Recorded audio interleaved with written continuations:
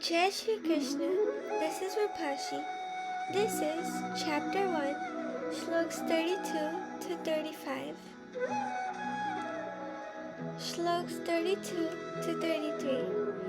Kim no rajena govinda, kim bhoga jivitena va, yeshamarthe kakshitam no, rajyam bhoga sukhani cha, taime vasthita yudhe, pranam satyaktva dhanani, Chacharya pitara putras tathaiva cha pitamaha.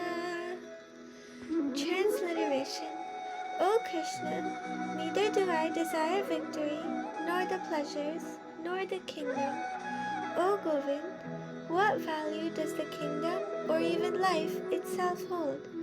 The people, for whose sake we seek this kingdom, are here in this war, ready to surrender their desire for life and wealth. Shlokas 34 to 35. Acharya pitara putras tathaiva cha pitamaha matula shvashura patra shala sambandhinas tatha Etanaham tumichhami natopi madhusudhana api trilokya rajyasya heto kim nu mahi krite. Transliteration. O Madhusudan, teachers, fathers, sons, grandfathers, maternal uncles, grandsons, fathers-in-law, grandnephews, brother-in-laws, and other kinsmen are present here, all staking their lives and riches. I do not wish to kill them, even if they attack me. If we kill the sons of Dhritarashtra, what satisfaction will we derive from dominating over the three worlds? What to speak of this earth? Here is an important note about these shlokas. How does Lord Krishna say everything by essentially saying nothing? Something to note in these set of verses is that Krishna is not interrupting Arjun's eruption or mental breakdown. Krishna is not saying anything during this time because he wants Arjun to let everything out and understand himself what he is saying, what his own answer to his questions are. Krishna is essentially answering his questions without saying anything at this time. After Arjun says everything he wants to say, only then Lord Krishna will begin to speak. How does Arjun hide his fear with fake compassion? In the last shlok, we discussed how Arjun was hiding his fear of fighting the war by replacing it with compassion for his relatives on the battlefield. Arjun said that he was reluctant to fight the war because he cares too much about his relatives on the other side to hurt them in what he calls a needless or pointless war. These thoughts that are in Arjun's mind are the clouded judgment caused by fear of fighting the war. These thoughts are negatively affecting Arjun's mindset going into the war, as mentioned in the last video. The consequence of this is that if he had continued with these thoughts, it would have been catastrophic and would have caused the Pandav army to eventually lose the war. However, instead of admitting this, he was only talking about his personal relationship of fake compassion with the Kauravas. Even though he knew his enemies were unrighteous, he was talking about how they were his brothers. He used this as an excuse to refrain from fighting the war. While he was preparing for the war, he was all confident about defeating unrighteousness because of many instances which were events such as Draupadi's insult, the attempted murder of the Pandavas in the Lakshagriha, and etc. But later on, he got trapped inside the illusion of his own mind and his own thoughts, and only Lord Krishna could guide him, who would be able to guide him back to the correct path now. Why doesn't God interfere in the Mahabharata war? In this shlok, we can see that Arjun is asking God why he can't just defeat the enemies with a snap of his fingers to restore the balance between good and evil.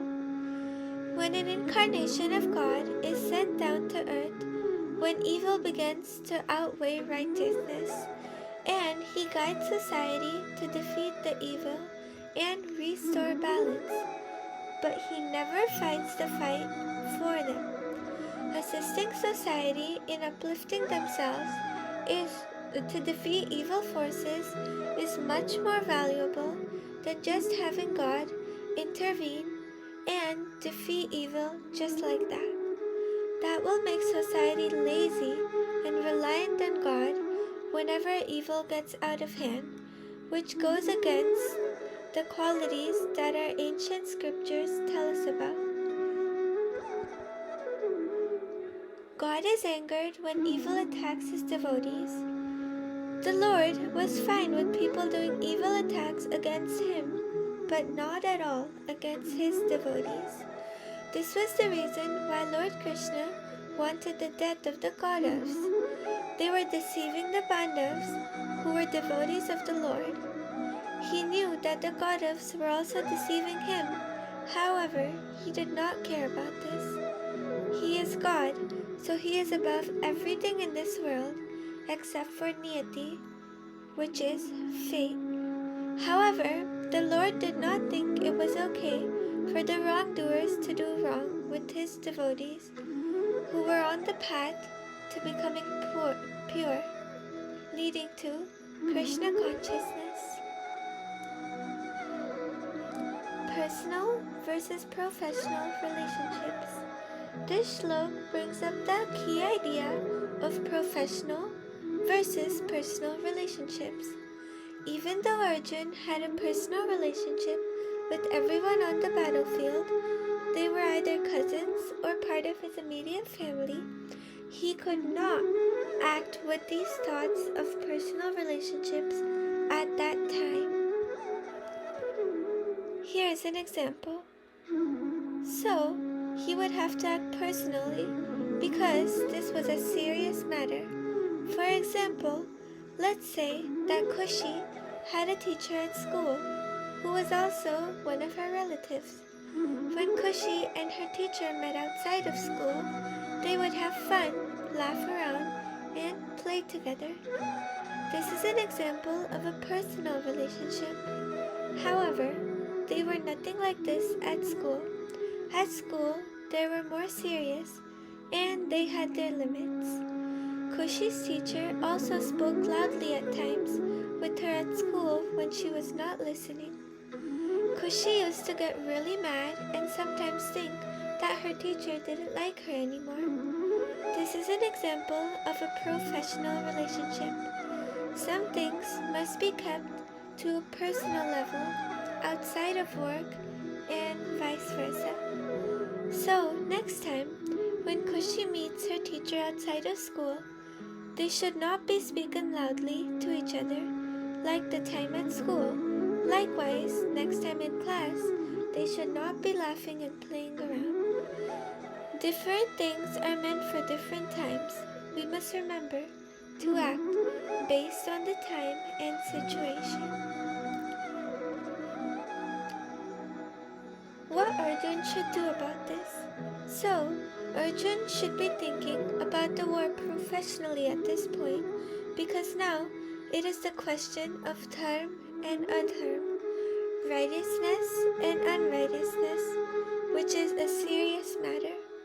Instead of thinking that he shouldn't fight the war with the Kauravas, he should think that the war has become necessary, a must at this point. Professionally, the victory of unrighteousness may be a very heavy cost for everyone in the society to bear. It would be in the best interest of everyone for him to actually fight in the war and try his best to win, because he knows that the Kauravas are unrighteous.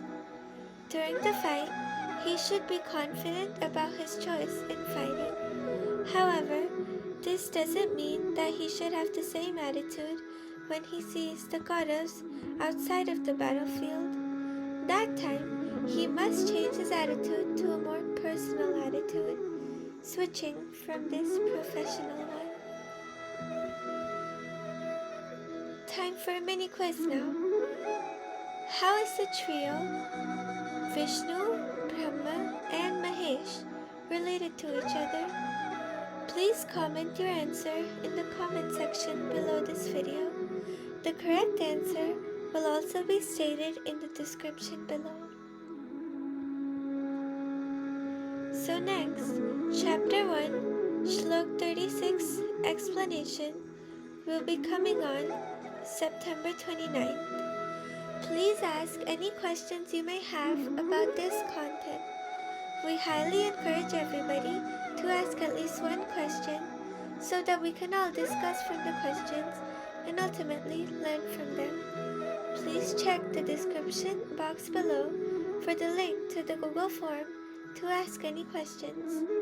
Our website is here now. Check the description below the video for the link, which is gyansarovar.life. And also, please make sure to sign up for the mailing list to get any important updates or information regarding this. Last but not least, please make sure to subscribe to our channel.